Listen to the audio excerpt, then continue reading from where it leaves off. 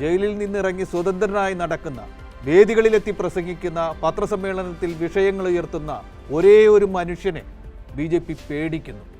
ED അദ്ദേഹത്തിൻ്റെ ഇടക്കാല ജാമ്യം റദ്ദാക്കാൻ വേണ്ടി സുപ്രീം കോടതിയിൽ ഒരു നിലപാട് ഇന്നെടുത്തിരിക്കുന്നു. നടക്കുന്ന ഹിയറിങ്ങിനിടെ അദ്ദേഹം ജാമ്യ വ്യവസ്ഥകൾ ലംഘിക്കുന്നു എന്ന് പറഞ്ഞിരിക്കുന്നു. എന്താണെന്ന് വെച്ചാൽ, ഇന്ത്യ ബ്ലോക്ക് ജയിച്ചാൽ ഞാൻ ജയിലിന് പുറത്തു വരും എന്നൊരു പരാമർശം അദ്ദേഹം നടത്തി.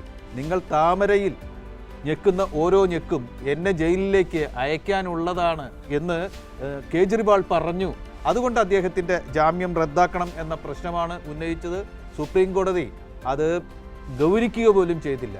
അത് തള്ളിക്കളയുകയാണ്, ആ പരാമർശം തള്ളിക്കളയുകയാണ് ചെയ്തത്.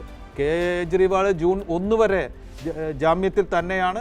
ആ കാര്യത്തിൽ തങ്ങൾ ഉറച്ചു നിൽക്കുന്നു എന്ന് കോടതി പറഞ്ഞു.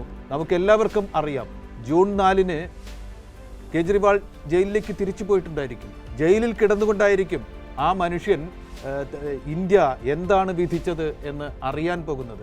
ആ വിധി എന്നെ വെളിച്ചത്തിലേക്ക് കൊണ്ടുവരാൻ ഉള്ളതായിരിക്കണം എന്ന് തൻ്റെ ജനങ്ങളോട് പറയാൻ അദ്ദേഹത്തിന് അവകാശമില്ല എന്നാണ് ഇന്ന് ED വാദിച്ചത്.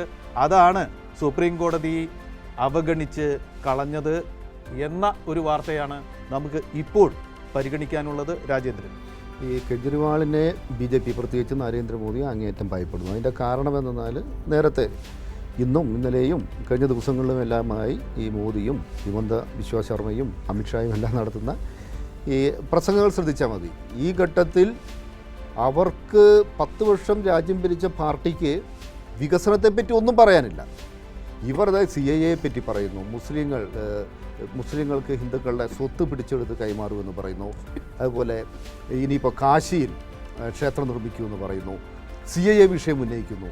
ഈ 10 വർഷം ഭരിച്ചൊരു പാർട്ടിക്ക് ഈ ഞങ്ങൾ പട്ടിണി എങ്ങനെ മാറ്റും, ഞങ്ങളെങ്ങനെ പുതിയ തൊഴിലവസരങ്ങൾ സൃഷ്ടിക്കും, ഞങ്ങളെങ്ങനെ കയറ്റുമതി വർദ്ധിപ്പിക്കും, ഞങ്ങളെങ്ങനെ വിദ്യാഭ്യാസം, ആരോഗ്യം, ഇതിനെപ്പറ്റി ഒന്നും പറയാനില്ല.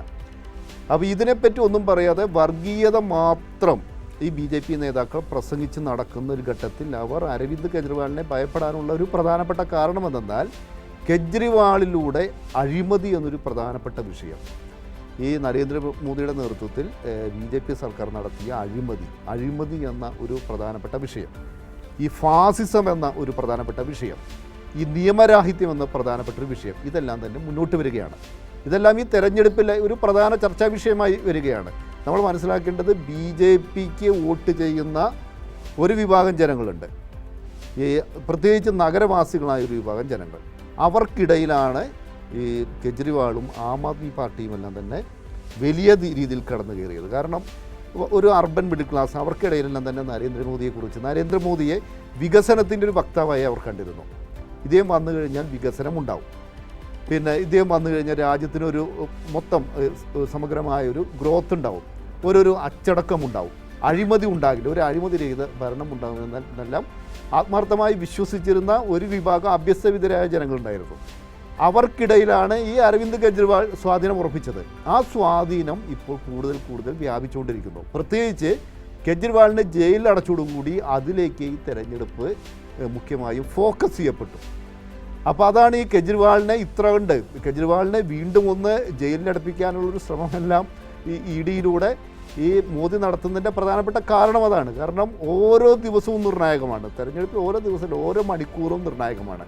അതുകൊണ്ടാണ് ഈ കെജ്രിവാളിനെ ഇത്ര കണ്ട് ഈ മോദിയും BJPയും എല്ലാം ഭയപ്പെടുന്നത് NBC.